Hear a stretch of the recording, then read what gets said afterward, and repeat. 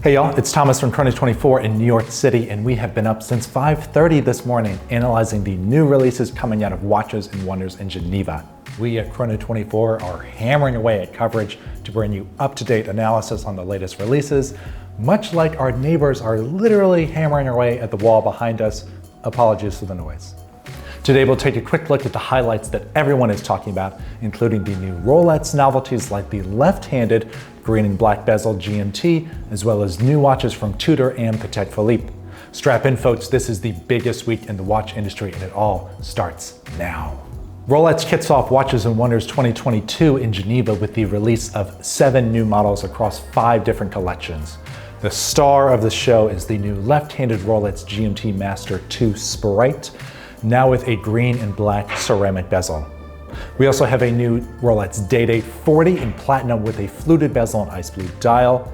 If you're an Air-King fan, then good news, there is a new generation upgraded with the caliber 3230. There's a sparkly new Rolex Datejust 31 with a diamond floral dial, and finally, the Yacht-Master on Oysterflex has expanded to include a yellow gold version, a gem set version, and a new variation with a falcon's eye dial. Now, some people are upset that Rolex did not announce an increase to their production numbers. So while many people are burned out on the difficulty of obtaining these watches, it seems Rolex is still doing their best Borat impression. You will never get this. But hey, think of Rolex like your ex-girlfriend. Even if you hate them, you still kind of want to know what they're up to.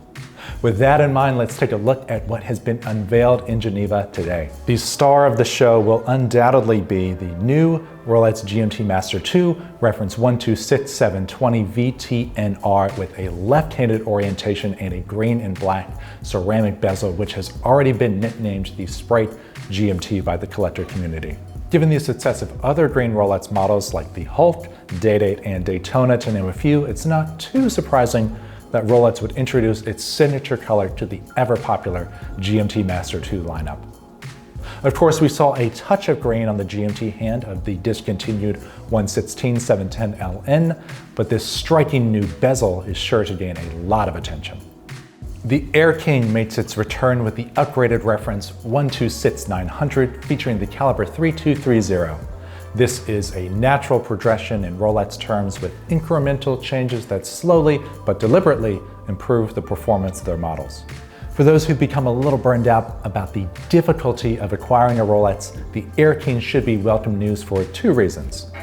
One, the new model still has a relatively affordable retail price of $7,400 US, and the new release will certainly make the older generation, the 116-900, more affordable on the secondary market.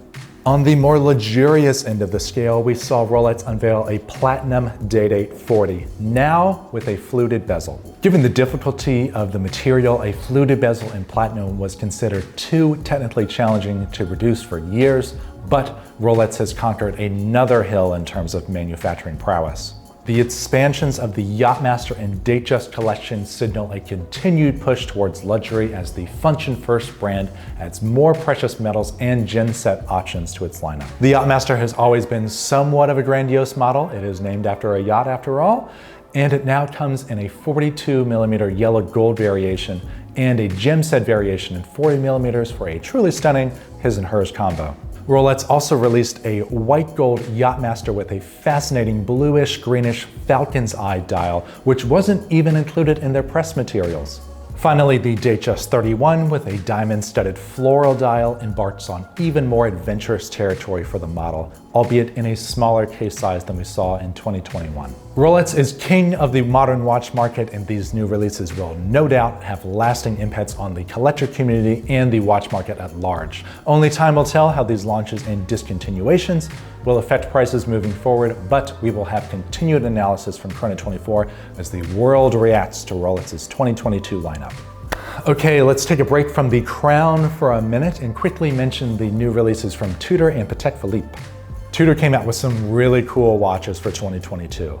These include a 39mm Black Bay Pro, which has a distinctive Explorer 2 vibe, the new 41mm Black Bay GMT, which channels the root beer GMT from Rolex, and additional two-tone models like the Chrono S&G and the Black Bay in 31, 36, 39, and 41 millimeters that echo the controversial steel and gold Rolex Explorer 1 that we saw last year. Patek Philippe unveiled a small handful of new models at Watches and Wonders, including a new Calatrava 5226G and an annual calendar travel time 5326G. The details on these are sharp, with hobnail white gold cases, textured dials, and earthy color palettes for more of a sporty feel. We also have two salmon dial editions like the 5320G perpetual calendar and the 5172G chronograph. For better or for worse, we have yet to see a new Nautilus variation. My guess is Patek will announce this later in the year as a standalone release. Oh, what a day, what a week, what a month, what a year this has been so far. Chrono 24 has a team on the ground in Geneva, so we'll have more coverage to share in the coming days. Until then, thank you for tuning in and enjoy your watches.